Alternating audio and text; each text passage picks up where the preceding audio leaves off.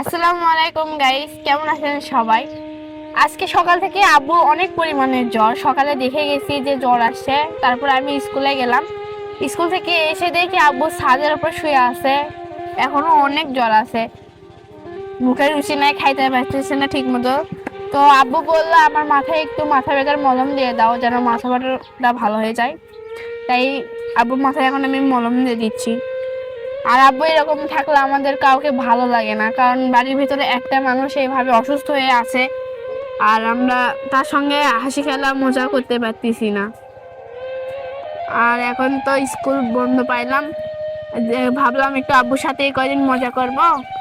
কোথায় কি হবে সে জায়গায় আব্বুর অসুস্থ হয়ে বসে থাকলো। তো আল্লাহর কাছে দোয়া করি, আল্লাহ যেন আব্বুকে তাড়াতাড়ি সুস্থ করে দেয়। আর আপনারাও একটু আমার আব্বুর জন্য বেশি বেশি দোয়া করবেন, যেন খুব তাড়াতাড়ি সুস্থ হয়ে যায়। কারণ আব্বু এইভাবে থাকলে আমাদের ভালো লাগে না, ঠিকভাবে খাওয়া দাওয়া করে না।